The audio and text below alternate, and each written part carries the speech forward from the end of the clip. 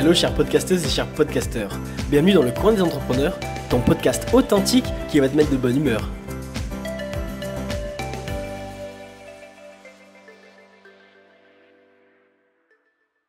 Aujourd'hui, on va plonger au cœur de la vie de notre invité exceptionnel, Julien Oka et ses 70 000 abonnés sur YouTube, une figure de proue dans le monde de l'entrepreneuriat, de la bourse et du freelancing.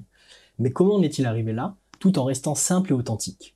Dans cet épisode spécial, on va remonter le fil du temps et explorer ses débuts dans l'entrepreneuriat et les défis qu'il a relevés, les moments clés qui ont façonné sa vision des finances personnelles et de la bourse, son parcours en tant que freelance et comment il a su s'imposer aux côtés des entreprises sur YouTube. Attends-toi à un échange honnête et sans filtre de son voyage entrepreneurial, où la simplicité et l'authenticité de Julien transparaissent à chaque mot. Prépare-toi à découvrir la face cachée de Julien Oka, en être inspiré par son parcours unique, ici, dans le coin des entrepreneurs. Bonjour Julien, bienvenue sur le coin des entrepreneurs. Je suis super content de pouvoir t'accueillir sur cet épisode 12. Je vais te laisser un petit peu te présenter et commençons maintenant. Eh ben, c'est un plaisir Mathieu, en tout cas je suis content de venir sur ton podcast. Du coup pour me présenter brièvement, exercice pas facile. On va dire que je suis créateur de contenu pour faire large et du coup je crée du contenu sur YouTube principalement et j'ai deux chaînes, une chaîne sur l'investissement et principalement bourse etc. et une chaîne plus sur les finances personnelles mais un peu les économies, la gestion de ses finances etc. Et à côté, je fais aussi du freelance où j'accompagne des entreprises sur YouTube du coup. D'accord. Parle-nous un petit peu de ton enfance. À quelle éducation as-tu reçu tes parents ? Dans quel environnement as-tu grandi ? Voilà. Alors du coup, moi j'ai des parents profs. Les deux parents sont profs d'anglais. J'ai grandi avec mes deux parents jusqu'à quel âge ? Je devais avoir 12-13 ans. Après mes parents ils ont divorcé et du coup vu que mes deux parents sont profs, ma mère a décidé de se faire muter en Guadeloupe, donc dans les Antilles. Et du coup, moi, je l'ai suivi. Donc, je partais avec ma mère vivre en Guadeloupe, faire mes études. Jusqu'à mes 18 ans, j'ai fait le collège, lycée là-bas. Et j'ai une enfance, quand même, qui était très, très cool. Ça, c'était hyper cool de pouvoir voyager à l'étranger. Ça ouvre pas mal les yeux sur plein de choses. Et sinon, au niveau de l'enfance, peut-être déjà, être réinventant. C'est que moi, j'étais hyper introverti. Mais vraiment hyper introverti. Et en plus, j'ai subi l'acné, mais d'une violence à partir de quel âge ? Je devais avoir 12 ans. Bon, comme beaucoup d'ados, mais moi, vraiment, c'était Bagdad sur mon visage. Et donc, du coup, ça renforçait grave ce truc d'introverti, tu vois. Donc, j'avais pas trop de potes. J'avais mes vrais potes, quoi. J'avais 2-3 potes, mais c'est tout. Mais c'était très cool. Et par contre, j'avais une passion de ouf que j'ai pu développer quand je suis allé en Guadeloupe, du coup, c'est la pêche. Et donc, j'étais un fou de pêche. J'allais tout le temps pêcher après les cours et tout. C'est très, très cool. Mais sinon, les petits trucs, on va dire, c'était ça. Gros introverti. L'acné, ça n'a pas aidé. Et quelques petits potes, donc tout petit groupe de potes avec qui on faisait tout. Et grosse passion pour la pêche. D'accord. Et super intéressant. Et est-ce que tu avais déjà ce côté entrepreneurial ou pas du tout ? Du coup, franchement, j'ai toujours eu. Parce que, tiens, je te parle de la pêche, ça a commencé avec ça. C'est que, du coup, vers mes 15 ans, je voulais commencer à créer du contenu sur la pêche. Je me suis dit, bon, Julien, vas-y, t'es en seconde là, ou je sais plus. Ouais, j'étais en seconde, je crois. Je me suis dit, je veux créer du contenu. Bon, la réalité, c'est que je pêchais, mais bon, j'avais pas de caméra, j'avais rien. Et du coup, à ce moment-là, j'ai lancé une chaîne YouTube sur la pêche, qui existe toujours d'ailleurs, qui s'appelle Fishing Wada. Et du coup, là, j'avais 15 ans et demi. Alors, il n'y avait pas de business model derrière et tout, c'était vraiment dans le partage. Hein. Après, s'il y avait moyen de gagner de l'argent avec, j'aurais fait, mais là, j'étais jeune, l'idée, c'était surtout de partager et tout. Donc, du coup, j'ai toujours aimé créer des choses. Après, j'aurais pas trop considéré ça comme l'entrepreneuriat dans ce que je faisais, mais toujours été dans créer des projets, etc. Donc, une chaîne YouTube sur la pêche qui m'a grave ouvert les yeux. Mais un truc qui m'a marqué aussi, c'est que en gros, en Guadeloupe, je sais pas si c'est comme ça en France, mais en France, je crois que quand tu payes la cantine, genre quand t'es lycéen et que tes parents ils te payent la cantine, je crois ils payent à l'année. Et en Guadeloupe, en fait, tu payes pas à l'année, tu payes à la journée. Donc en gros, tous les jours, tu vas avec ton billet de 5 euros, tu vois. Je crois que c'était 4 € le repas ou 3,50 €, un truc comme ça. Et du coup, tous les jours, tu payes, tu vois. Et moi, vu que je voulais développer ma chaîne de pêche et tout, je me suis dit, bon, bah, tu sais quoi, je vais arrêter de. Ma mère, elle me donnait toujours 5 €, tu vois, pour payer la cantine qui était à 4 €, je crois. Et je me suis dit, bon, bah, je vais arrêter de manger à la cantine. Je vais prendre des petits trucs chez moi à manger.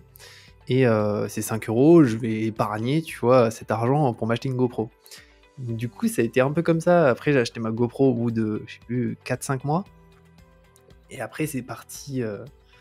Après, c'est parti comme ça, ouais. L'adolescence, c'était vraiment ça, ouais. La pêche, la création de contenu un peu sur des sorties de pêche. En fait, si tu veux, pour t'expliquer, je mettais la GoPro sur moi, tu vois. Et en fait, je filmais en continu. Donc, des fois, elle filmait pendant 8 heures. Et comme ça, j'avais les attaques des poissons en direct et tout, tu vois. Putain, stylé. J'irai voir après cette fameuse chaîne. Carrément. Voilà, ça m'intrigue. Mais du coup, t'as mis combien de temps à épargner pour ta GoPro? Bah, je pense, ouais, c'était un truc comme 4 mois, je pense, un truc comme ça. Ouais, c'était 5 €, 5 € par jour. À l'école, t'y vas, tu vois, 15-20 jours par mois. Ouais, j'avais dû mettre 4 mois, un truc comme ça.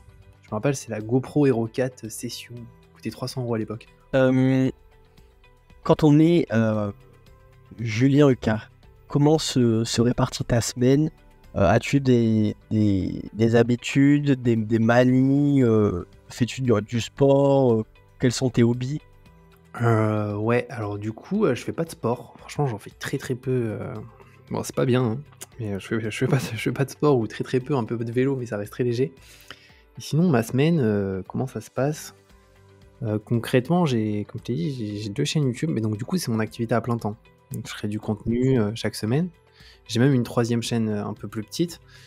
Et bref, on va dire que j'ai que ces 2-là. Et du coup, comment je m'organise? En fait, j'essaye de vachement prendre de l'avance sur mes contenus.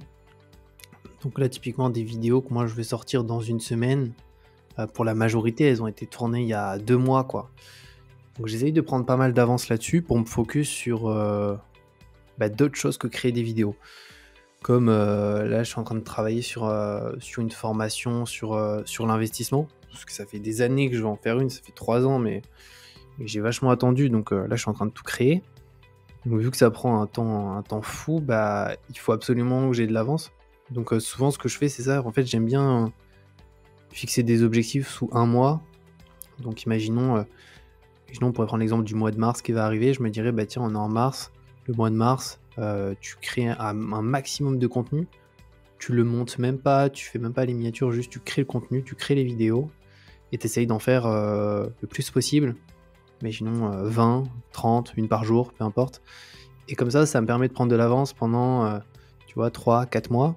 Et ces 3-4 mois, je peux les allouer à des choses en lien avec la création de contenu, parce que tout est en lien avec YouTube, mais qui pour le coup, on va dire, sont quand même différentes que créer des vidéos. Et à côté, vu que je fais aussi du freelance, où j'accompagne des entreprises, pour le coup, ça c'est... Actuellement, là, j'ai pas de clients long terme pour l'instant, là, j'ai que des clients court terme actuellement. Donc c'est des petites missions, mais disons que sur une semaine, il y a au moins une journée que je consacre au freelance au minimum. Et donc ouais, c'est un peu ça l'organisation, quoi. C'est prendre de l'avance, produire des contenus. Une fois que tu as de l'avance, du coup, tu arrêtes de produire des contenus, travailles sur autre chose. C'est essayer de tout jumeler en même temps, quoi. D'accord. Et je voudrais rebondir sur 2 choses. La première, t'as une 3e chaîne YouTube sur quoi? Alors du coup, la 3e, c'est une chaîne sur le freelance. Donc le but, là, c'est... alors rien à voir avec l'investissement, les économies. Là, c'est plus de partager ce que je fais personnellement en freelance. Et aussi un peu de démocratiser le monde du freelance, comment ça fonctionne, etc., quoi. Et deuxième chose, c'est volontaire de faire des contrats. Enfin, est-ce que tu fais... Enfin, ça me regarde peut-être pas, mais dans ton activité de freelance, tu dis actuellement de ne pas avoir de clients. Mais c'est volontaire de les garder sur un petit temps, ou tu aimerais pouvoir les garder sur du long terme?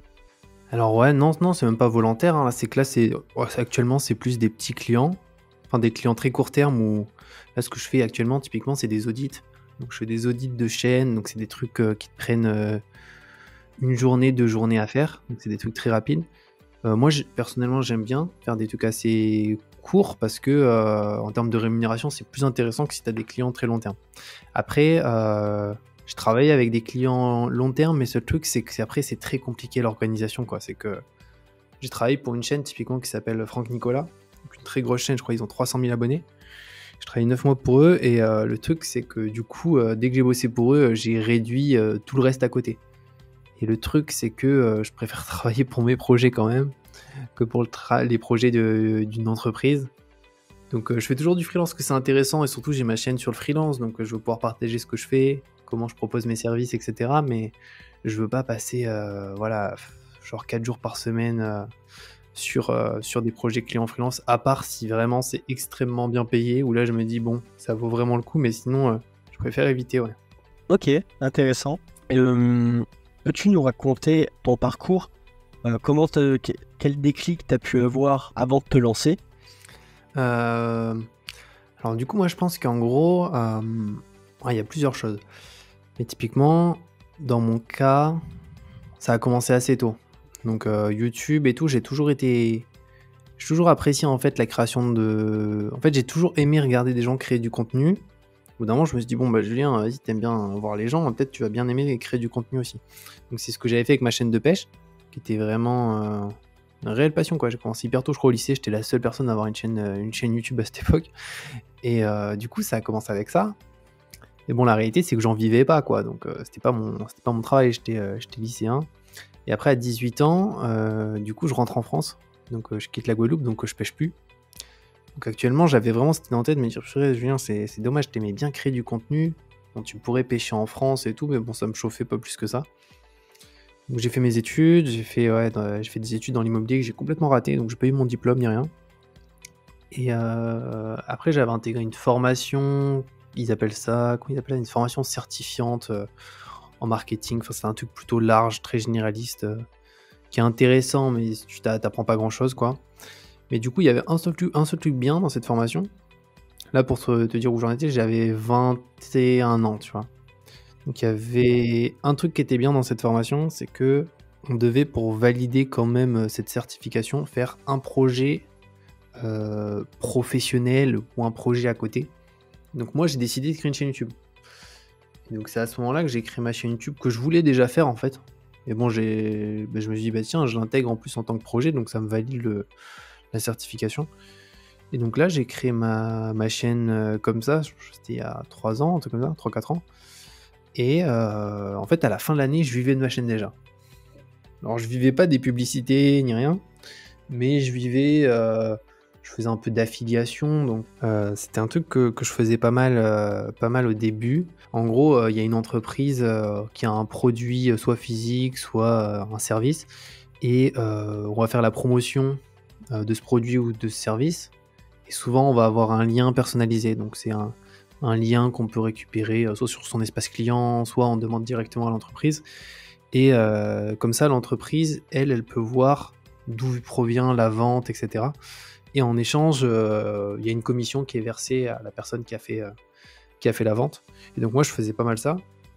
Et à côté, j'avais aussi des tout petits sponsors, mais ça me permettait de vivre de la chaîne. Alors quand je dis vivre de la chaîne, c'était pas comme un pacha, hein.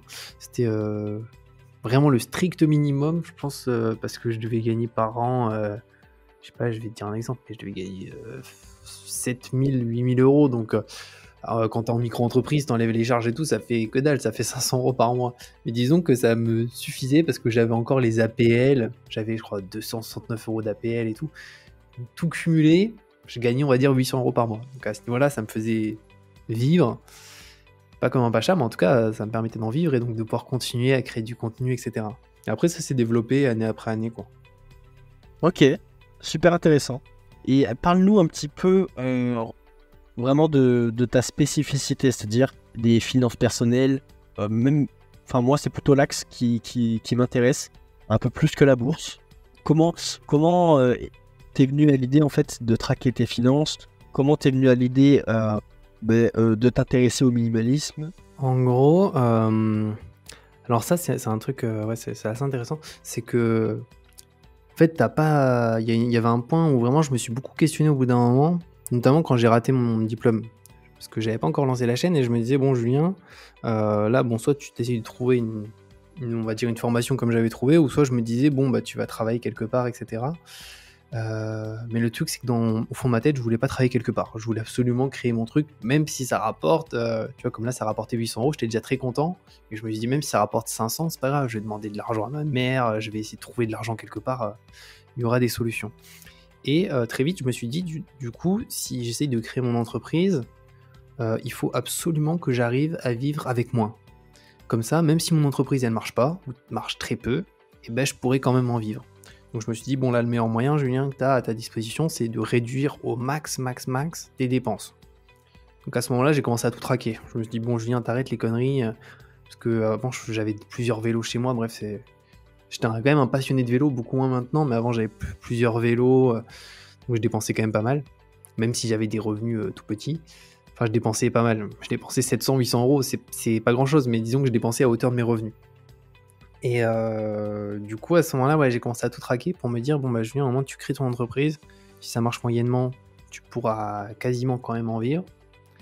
Et au niveau de ma gestion actuelle, j'ai un petit peu plus changé, c'est qu'en fait, tu as plusieurs leviers sur lesquels tu peux appuyer si tu veux mieux gérer tes finances. Le premier levier, c'est celui que j'ai utilisé au début, c'est-à-dire, en gros, tu traques. Donc, imaginons, je sais pas, tu as des dépenses fixes, tu as des dépenses variables, tu te dis, ok, tiens, nourriture, je dépense trop, je vais me fixer un objectif pour dépenser moins, là j'ai des contrats trop chers, je négocie. Donc ça, c'est le premier levier, qui est le levier sur lequel tout le monde peut agir. Donc ça, c'est vraiment bien. C'est qu'en gros, que tu sois salarié, indépendant, peu importe, tout le monde agit dessus.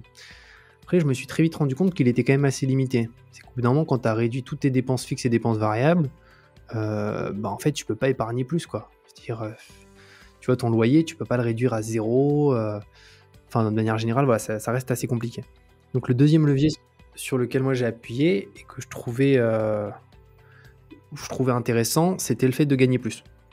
Je me dis, bon, si j'arrive à jumeler le fait de vivre avec peu, ensuite je gagne plus, bah là c'est top parce que je peux potentiellement augmenter un petit peu mon niveau de vie et potentiellement aussi commencer à épargner.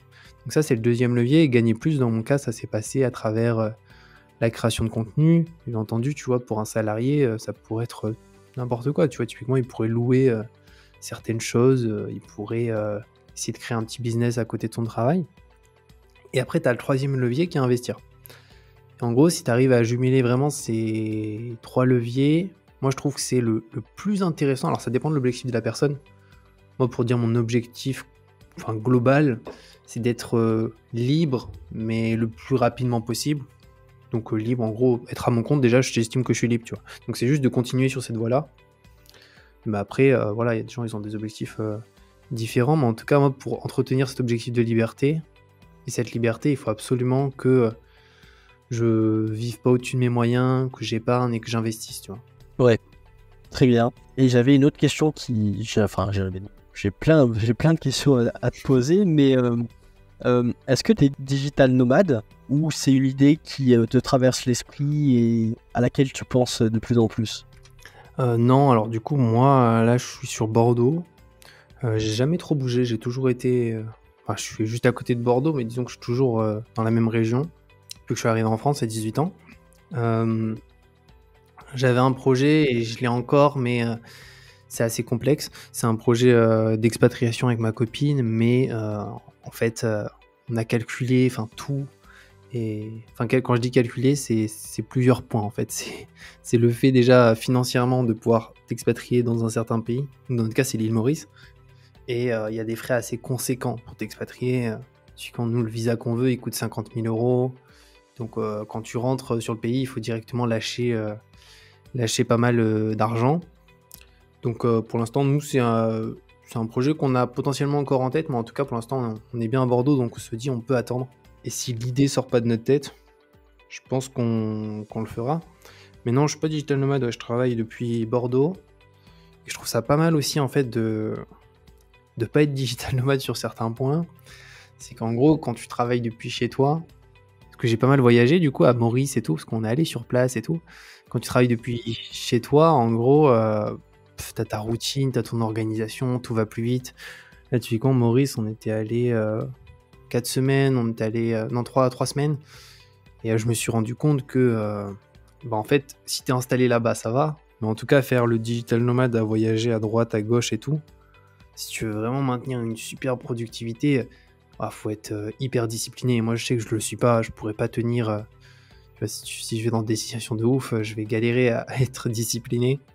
Donc, dans mon cas, je pense que c'est pas très adapté, mais ça peut être cool pour les gens qui arrivent vraiment à se tenir à leurs objectifs et tout, quoi. D'accord, merci. J'aimerais qu'on puisse parler maintenant des difficultés ou des choses qui n'ont pas été faciles à mettre en place pour toi par rapport à ton activité de freelance, par rapport à tes diverses chaînes YouTube. Ouais, alors en gros la plus grosse difficulté, alors là je vais plus parler de la création de contenu, mais parce que c'est ce que je fais, mais donc je pourrais peut-être te donner des idées que là-dessus. Mais en tout cas, si on arrive à casser ce blocage, clairement, globalement, t'es libre. Enfin, globalement. Il te faut juste du temps, mais t'es libre. C'est qu'en gros, la création de contenu le plus compliqué, c'est tout d'abord le regard des autres. C'est hyper dur, en fait, au début. Parce qu'au début, tu crées du contenu, et souvent, en plus, quand t'as tendance à créer du contenu, tes premières vidéos, t'es pas toi-même, mais du tout. Moi, c'est le cas, hein, mes premières vidéos, c'est une catastrophe. Je les ai supprimées et tout. Parce qu'en fait, t'essayes d'incarner souvent, ça a été mon cas, mais je vois que c'est le cas de beaucoup de personnes, que j'ai des amis qui ont créé du contenu, et quand je regarde leurs premières vidéos, je me rends compte qu'ils sont pas du tout eux-mêmes, et petit à petit, ça évolue en fait.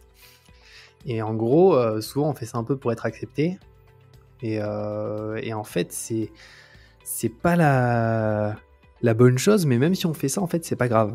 Parce que, en fait, c'est normal, je sais pas comment expliquer, mais la création de contenu, le plus compliqué, c'est vraiment le regard des autres au début. Moi, pour donner mon cas, tu vois, j'en ai parlé à personne de ma chaîne YouTube. Au bout d'un moment, ça s'est su. C'était plus compliqué parce que je me disais, purée, il y a des gens qui regardent, de ma famille et tout. Pour donner un exemple, j'avais fait des vidéos. Alors là, c'est vraiment le moment où je me suis dit, tu sais quoi, Julien, on s'en fout de ce que pensent les gens. J'avais fait des vidéos sur le NoFap. Je sais pas si tu connais le NoFap. Ah, si, yes. Mais si tu veux bien expliquer le principe pour ceux qui nous écoutent. En gros, c'est le fait de s'abstenir sexuellement pendant une certaine période. Et au bout d'un moment, je me suis dit, vas-y, je vais tester de faire des trucs comme ça. Et donc, j'en avais fait une vidéo, NoFap 30 jours, NoFap 60 jours, etc. Et mon frère, un jour, il m'appelle, il me dit, mais Julien, tu supprimes ça de suite. Parce que maman, elle va voir ça, papa, il va voir ça, ça va être la catastrophe et tout. Et la vidéo, elle avait pour but d'apporter des conseils, l'expérience qu'est-ce que ça a donné, etc. Donc j'ai dit à mon frère, j'ai dit non, je supprime rien du tout, je la laisse, etc. Et c'était le moment où je me suis dit, bon, en fait, on s'en fout de ce que les gens pensent, c'est pas très important, mais c'est hyper dur le regard des autres pour ceux qui écoutent et qui souhaitent faire de la création de contenu. Mais si on arrive à dépasser ça, en fait, on fait mieux que tout le monde, en fait. Parce que la majorité des gens, en fait, passent du temps à consommer, mais très peu de temps à produire. C'est-à-dire que sur YouTube, on voit, je sais pas, peut-être 1 million de créateurs, mais en termes de consommateurs, il y en a plusieurs dizaines, centaines de millions, voire des milliards. Et dans la vie, ça apporte beaucoup plus de choses de produire que de consommer. C'est pour ça qu'à la fin d'une journée, souvent, quand on se sent extrêmement mal, c'est souvent les journées où on n'a rien foutu, quoi. Tu passes ta journée, moi ça m'arrive, je passe la journée dans le canapé, à regarder des vidéos. À la fin de la journée, je me dis, purée, j'ai rien foutu, je me sens pas bien. À l'inverse, les journées où on travaille, on fait des choses, on produit, tu te sens forcément mieux, donc ouais. C'est clair, je suis tout à fait d'accord avec toi. Est-ce que tu aurais d'autres difficultés ou du coup, on va pouvoir peut-être passer sur les réussites? Est-ce que tu as pu réussir grâce à ta création de contenu? Les croyances peut-être, les croyances limitantes que tu as pu casser? Ouais, du coup, après sur les échecs, il y en a plein. Vraiment, il y a plus d'échecs que de réussites. Tu vois, là, je te disais le regard des autres. En fait, c'est hyper dur à première vue, ça paraît pas dur, mais de s'exposer, c'est hyper compliqué sur n'importe quel réseau. Mais disons qu'en fait, il y a des étapes un peu obligatoires si on veut atterrir à un certain niveau ou on veut aller quelque part. Moi, je savais que de toute manière, si je voulais vivre de ma chaîne YouTube, il fallait que je sois visible. En fait, c'est pas possible sinon. Donc des fois, il faut se dire qu'en fait, c'est une étape qui est obligatoire et qui est pas facile. Mais après, dès qu'on l'accepte, dès qu'on franchit un peu cet obstacle, c'est beaucoup plus simple. Et maintenant, ce que je me dis aussi, c'est que Même les haters, moi je sais que j'ai quelques haters et tout. Et au contraire, c'est une vraie force les haters parce que, au début c'était pas le cas, mais aujourd'hui c'est une vraie force parce que ça montre que les contenus ils sont visibles. Et s'il y a aucun haters dans les commentaires ou trucs comme ça, je me dis, purée Julien, soit ton sujet était vraiment pourri, soit ta vidéo elle a complètement bidé. Et donc, en gros, c'est un peu changer son paradigme. Parce que si on fait de la création de contenu, c'est pour être visible. Mais d'un côté, si tu veux être visible, il faut accepter le regard des autres. Et les haters, il faut les accepter. Sinon, il vaut mieux pas de créer de contenu. Et ça apporte tellement de créer du contenu que, franchement, je dirais à tout le monde que ça vaut le coup, pour ceux en tout cas qui en ont envie, de se lancer, quoi. Que ce soit des podcasts, des vidéos YouTube, Instagram, etc. C'est vrai que les haters, bon, j'ai des potes qui en ont sur Twitter, je commence à en avoir aussi, et au début, c'était vraiment... au début, je m'en foutais, et après, j'ai commencé à en avoir un petit peu plus, et ça a commencé un peu à m'aminer, tu vois. Et au final, maintenant, j'arrive... déjà, j'ai des potes qui me disent qu'il fallait pas répondre. Moi, j'aime bien y répondre maintenant, en me foutant un peu de leur gueule, tu vois, mais en restant respectueux. Et puis en plus, ça fait travailler l'algorithme Twitter, donc je le prends comme un peu une force maintenant. Ah, vous avez raison, hein, c'est ça, il faut essayer de... Après, sûr, c'est pas facile, hein, des fois, quand tu te fais critiquer. Et surtout, il y a des vérités, mais c'est pour ça qu'il faut aussi réussir à faire la distinction entre les critiques constructives et les haters. Parce que moi, je sais que des critiques constructives, j'en ai souvent, tu vois. Chaque semaine, je vais avoir certains commentaires. À première vue, ça pourrait me faire mal, et c'est le cas, ça peut me faire mal, mais c'est parce qu'en fait, je sais qu'il y a une part de vérité dans ce qui est dit, mais un haters, souvent, c'est très brutal, quoi. C'est des bourrins. Donc, en mon cas, tu vois, les haters, je réponds pas, je sais que je bloque direct. Tu m'étonnes. Mais c'est vrai que les remarques constructives, et puis ça fait du bien aussi des fois d'avoir ce genre de remarques, parce que du coup, c'est un point de vue extérieur, tu vois. C'est clair. Et du coup, c'est pour ça que c'est super important, et ça peut que te faire évoluer. Donc prenons ces critiques constructives. Alors du coup, maintenant, au niveau des réussites, est-ce que ta création de contenu a pu péter des croyances limitantes, ou comment tu le ressens? Réussite. Bon, après, moi, j'estime pas du tout que j'ai réussi, hein, sur la création de contenu, etc. En gros, la réussite, c'est un peu spécial parce que chacun un peu a sa vision de la réussite. Donc, le truc, c'est que quelqu'un qui a réussi pour lui-même, qui sait pour d'autres personnes, c'est un raté ou c'est quelqu'un qui a pas réussi. C'est pour ça qu'à ce niveau-là, c'est mieux de se fixer son propre mot de réussite, parce que je sais que moi, dans mon cas, je me dis, bon, bah, c'est pas une réussite, juste je fais c'est mon travail, quoi. Je crée du contenu, et après, par contre, ce qui est sûr, c'est que le plus important, ça reste l'épanouissement personnel. Donc c'est à partir de ce moment-là qu'entre guillemets, tu peux considérer avoir réussi. C'est pour ça que j'ai pas essayé de me fixer d'objectifs dès le début financier hyper important. Je me disais juste de vivre de mon activité, c'est déjà génial. Parce qu'en fait, sinon, t'es vers une course qui s'arrête jamais, où tu te dis, bon, bah, mon objectif financier, je sais pas, je crée du contenu, c'est de faire 5000 € par mois. En fait, le souci avec ça, que je trouve en tout cas, de mon côté, ça marchait pas pour ça, c'est que directement, j'avais jamais d'épanouissement sur le moment, parce que j'étais toujours en train de courir derrière un objectif. Et je profitais pas du tout du processus, des étapes, de la liberté que j'avais déjà, qui était cool. Donc aujourd'hui, tu vois, j'essaie beaucoup moins personnellement de me fixer certains objectifs, parce que je sais que ça va me contraindre et ça va surtout pas me bloquer, mais comment expliquer ça? En gros, ça va faire en sorte que je serai plus épanoui sur le processus. Je vais être focus sur l'objectif et je vais oublier tout le reste. Donc la réussite, ouais, franchement, c'est un grand mot. Mais tu vois, moi, j'estime pas du tout que j'ai réussi dans la création de contenu ou autre, quoi. D'accord. Intéressant ton point de vue sur la réussite. On va passer maintenant à un petit jeu où c'est 6 questions qui sont certaines axées sur toi en tant que personne, et d'autres axés plutôt sur ton métier, sur ce que tu fais au quotidien. La première, c'est comment tu as découvert le minimalisme et pourquoi? Et du coup, le minimalisme, je l'ai découvert sur YouTube. Déjà, j'ai vu pas mal de vidéos sur le sujet. Je trouvais ça cool de vivre avec moins et tout. je me disais qu'en gros, si tu vis avec beaucoup moins de possessions, etc., t'es vachement plus libre si tu souhaites bouger, donc je trouvais ça sympa. Et aussi parce que je me suis dit, bon, c'est un excellent moyen, si tu veux, dans mon cas, vu que c'était créer une entreprise, pouvoir, même si j'ai des faibles revenus, vivre de mon activité. Donc, j'ai un peu découvert comme ça avec YouTube, et je trouve que c'est un mouvement qui est hyper intéressant.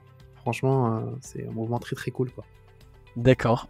Et si tu avais deux choix, le premier gagner 10 millions d'euros maintenant, et le second gagner 1500 euros mensuels, mais à vie. Quel choix tu ferais et pourquoi? Alors, le premier choix directement, tu m'as dit 10 millions maintenant? Ah non, mais à tout jamais. Ouais, je choisis 10 millions maintenant. Alors, plusieurs raisons, parce que c'est vrai qu'on pourrait dire pourquoi.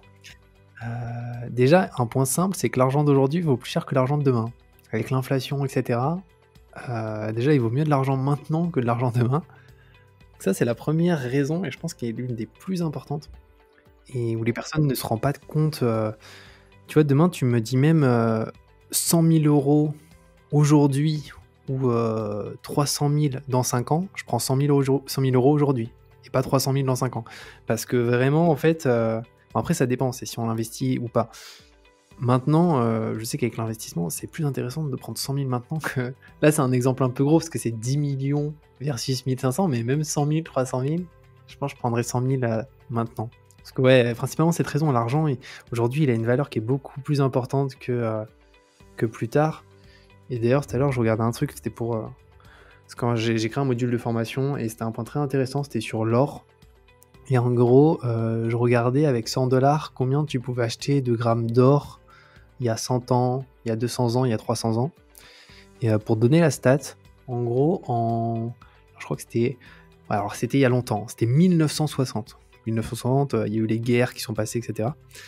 En gros, avec 100$, ouais, c'était ça, c'est 100$, tu pouvais acheter 238 grammes d'or. Il y avait une stat du coup qui était à 2011, donc un peu plus proche. Avec 100$, tu peux acheter 2 grammes d'or. Et je pense que maintenant, là, si on refait la stat en 2023, tu peux même pas acheter 1 gramme. En fait, c'est que petit à petit, ça se réduit énormément. Et l'argent vaut vraiment de moins en moins petit à petit.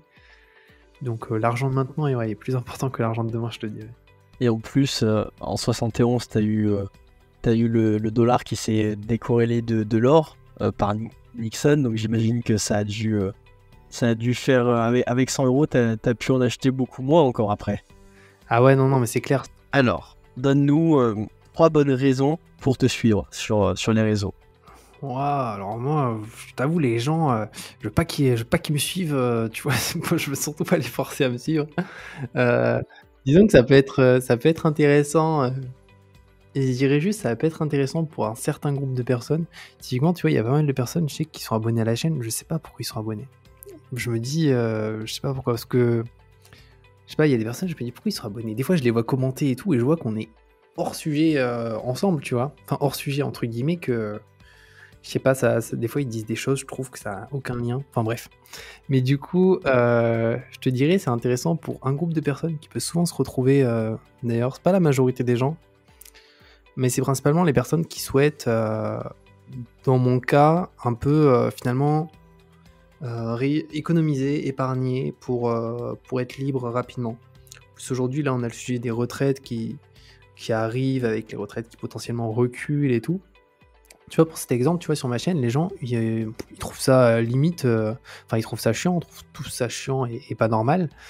Mais entre guillemets, personne n'est surpris, tu vois. Sur la majorité de mes abonnés, bon, ils disent, ouais, de toute façon, la retraite, on l'aura pas et on va la créer par nous-mêmes, tu vois. Donc, c'est plus des personnes comme ça, qui sortent pas mal les doigts, qui souvent, je vois, sont abonnés à la chaîne. Mais c'est un peu, de toute façon, les personnes que... En gros, les personnes qui s'abonnent à tes comptes, j'ai l'impression que c'est les personnes qui te ressemblent le plus. Moi, très souvent, c'est des personnes, on se ressemble assez, qui veulent bosser, épargner, investir, qui veulent être libres.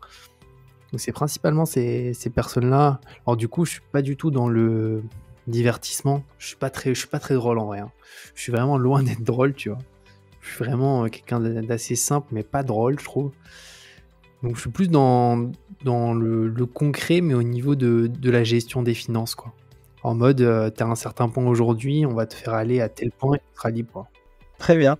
Après, si ça t'intéresse, pourquoi moi je t'ai suivi? Parce que justement, j'ai trouvé que déjà tu t'adressais à des personnes débutantes, donc moi ça m'intéressait à l'époque, que t'étais simple et que tu paraissais du moins authentique. Donc c'est vraiment pour ces trois valeurs-là, ces trois qualités-là, que moi personnellement je t'ai suivi. Ok. Comment fais-tu pour bien te diversifier en bourse? Alors du coup pour la bourse, alors ça va dépendre de plusieurs choses, mais pour faire simple, je dirais une seule chose. En gros aujourd'hui, il y a beaucoup de gens qui confondent l'investissement et le trading.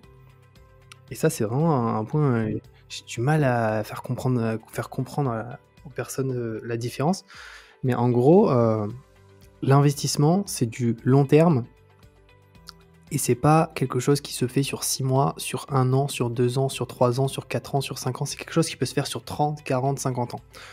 Principalement, quand on investit, c'est pour du long terme, donc préparer sa retraite, etc. De l'autre côté, on a le trading. Alors, le trading, c'est très intéressant parce que en France, on a l'AMF, donc c'est l'autorité des marchés financiers. Donc, c'est eux qui régulent les marchés, qui regardent s'il n'y a pas de soucis sur les marchés. Et eux, ils réalisent chaque année des statistiques. Donc, ces statistiques, elles ont plusieurs buts.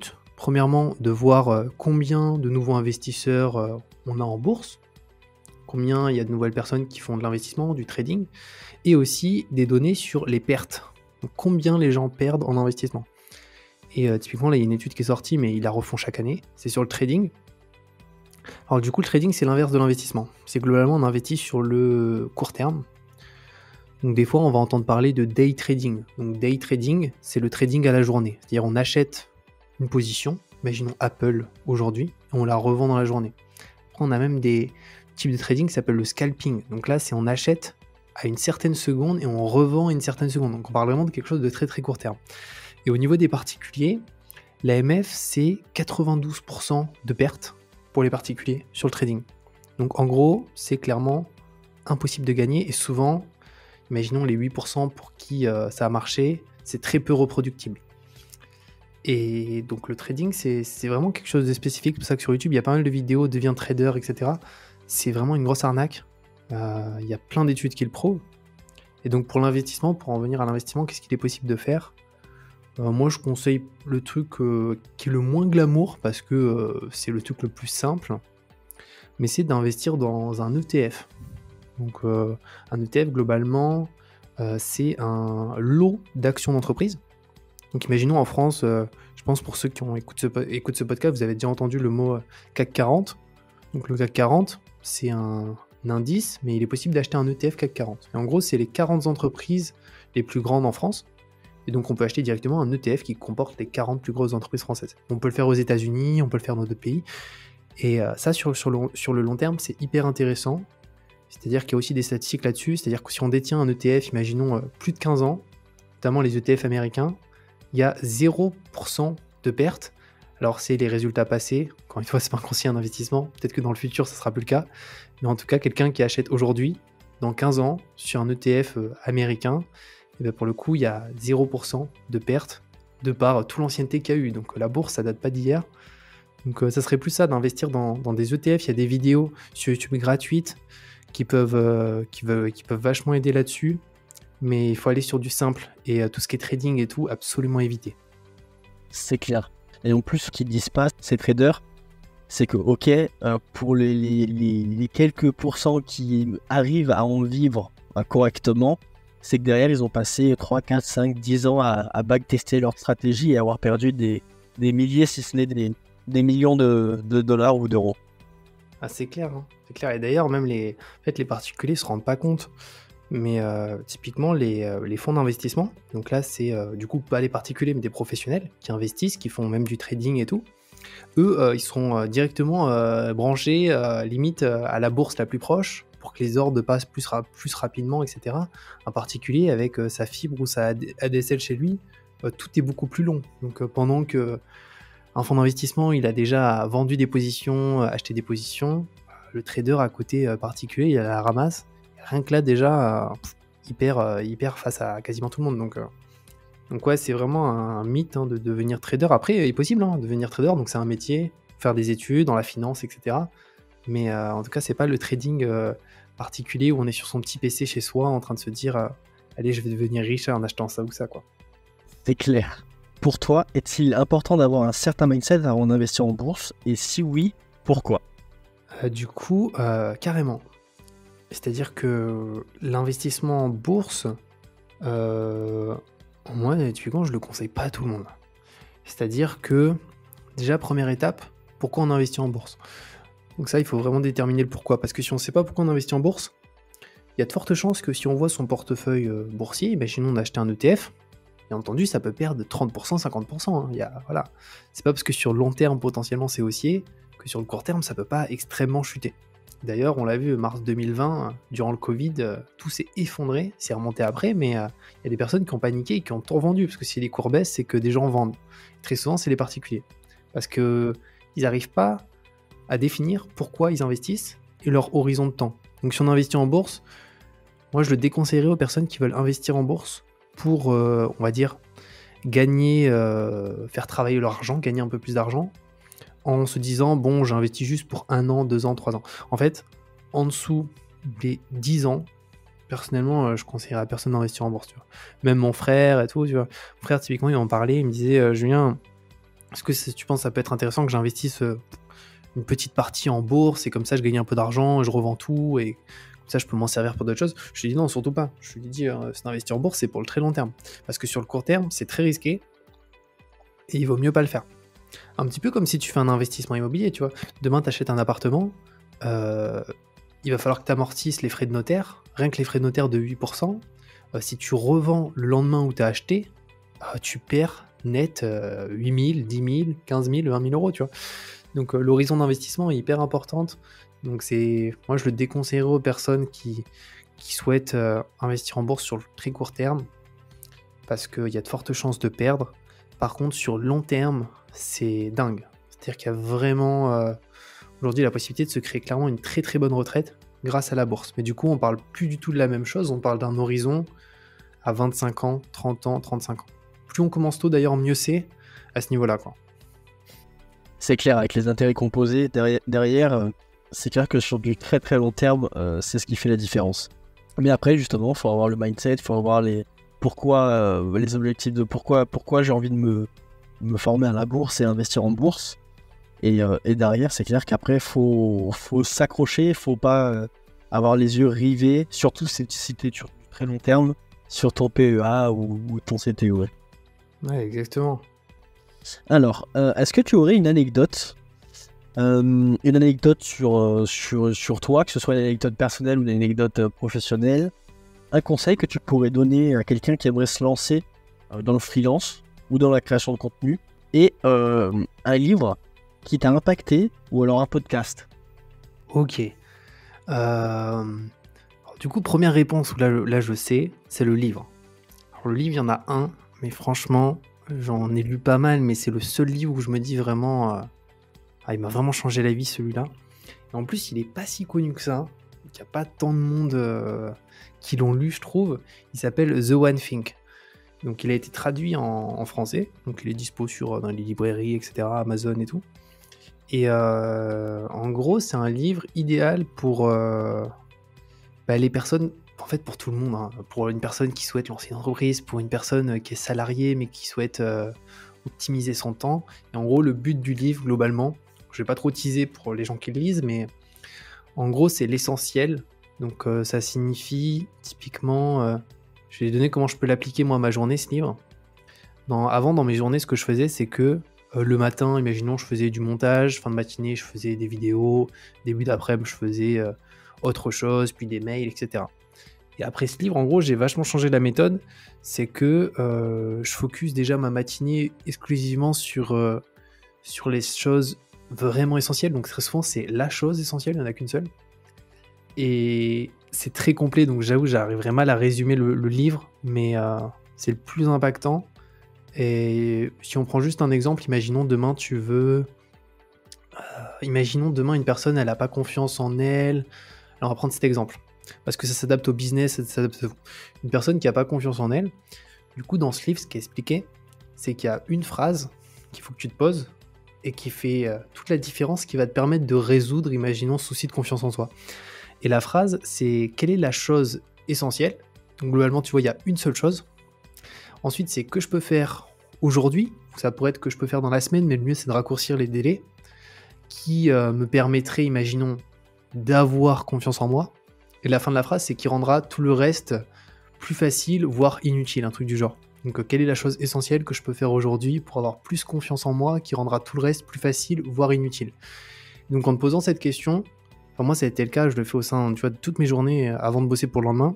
Je sais exactement la chose essentielle qu'il faut que je fasse. Après, il y a plein d'autres petites choses qu'il faut que je fasse, mais ça passe bien après, tu vois. Donc, ce livre-là est vraiment top, hein, que ce soit pour des étudiants, des freelances, des salariés. Un des meilleurs livres que j'ai lus, franchement, incroyable. Bah écoute, je vais le rajouter à ma liste parce qu'effectivement je le connaissais pas. Et c'est vrai que en ce moment, tu vois, tout à l'heure j'étais au travail et je me suis dit, j'ai l'impression de pas avancer. Ou du moins de pas avancer aussi vite que j'aimerais. Et du coup, justement, je me suis dit, mais dans tout ce que je fais tous les jours, qu'est-ce qui marche vraiment? Qu'est-ce qui me fait réellement avancer?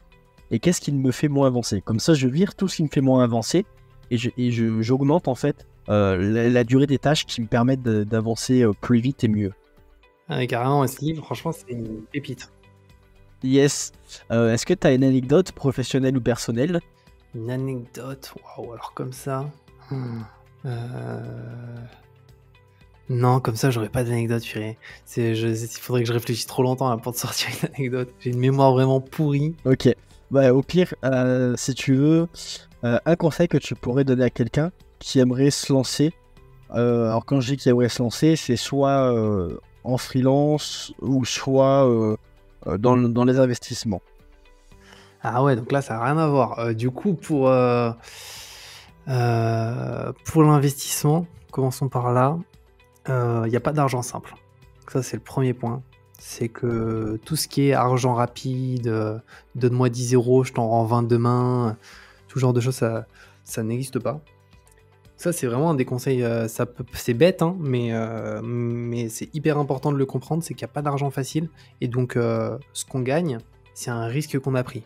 Donc disons que ce qu'on gagne, c'est toujours en rapport avec le risque, donc plus l'investissement potentiellement peut rapporter, plus il est risqué, quoi. Donc ça, c'est le premier point, donc c'est pour ça qu'il faut faire attention. Si on a un profil, imaginons un peu, je te donne un exemple, imaginons on a, alors, je pense pas qu'il y en a beaucoup sur le podcast, mais imaginons on a la soixantaine, on a sa toute petite retraite, on va pas commencer à investir sur des shitcoins, donc c'est des cryptos qui n'ont aucun sens, je sais pas, des têtes de lièvre, tu vois. Parce que ouais, tu peux faire x1000, mais tu vas surtout faire en 2 secondes divisé par 100. Donc faut connaître un peu son profil de risque, et après se renseigner sur qu'est-ce qu'il est possible de faire. Je suis tout à fait d'accord avec toi. Donc ça, c'est pour la bourse. Et après, pour le freelance, alors le freelance, c'est hyper intéressant. Après, en fait, la première étape du freelance, en fait, il y a 2 étapes importantes. La première, c'est apprendre une compétence qui peut se monétiser. Et donc, pour savoir quelle compétence, donc soit on fait appel à ses compétences personnelles, donc souvent c'est en lien avec l'informatique, on est déjà bon quelque part, je sais pas, le montage, le graphisme, etc. Soit c'est pas le cas, et du coup on aimerait devenir freelance. Donc si on aimerait devenir freelance, pareil, là, il va juste falloir choisir une compétence, et ce qui peut se faire, parce que moi je suis devenu un peu malgré moi avec YouTube, c'est que j'avais une compétence, et c'est que petit à petit, je me dis, attends, je vais me mettre sur toutes les plateformes de freelance, et je vais voir qui c'est, il va y avoir pas mal d'entreprises qui seraient intéressées. Donc moi, c'est venu comme ça. Mais sinon, une stratégie inverse, c'est de se dire, ok, actuellement, j'ai pas de compétences, comment je fais? Je vais sur des plateformes de freelance comme Malte, c'est pas mal. Et ensuite, je vais taper des choses que j'aimerais faire. Imaginons illustrateur, rédacteur, copywriter, peu importe. Et tu regardes en gros le nombre d'avis, le nombre de missions réalisées par les différents profils. Ça te permet déjà de mesurer un peu l'offre et la demande. Si tu vois que il y en a certains, ils ont fait tant de missions en une semaine, c'est plutôt bon signe. Si à l'inverse, tu vois que le profil qui est en top position tout en haut, il a fait 2 missions, c'est pas terrible. Il est en top tout en haut de la barre de recherche, pourtant il a fait que 2 missions. Donc ça, c'est une méthode assez simple. Et après, il faut apprendre la compétence. Et pour apprendre, moi je conseille Udemy. Donc c'est une plateforme de formation, il y a des formations vraiment à 10 €. Et pour apprendre certaines compétences techniques, c'est plutôt cool, c'est vraiment pas cher du tout du coup. Donc ça serait plus ça pour le freelance, ouais. Super intéressant.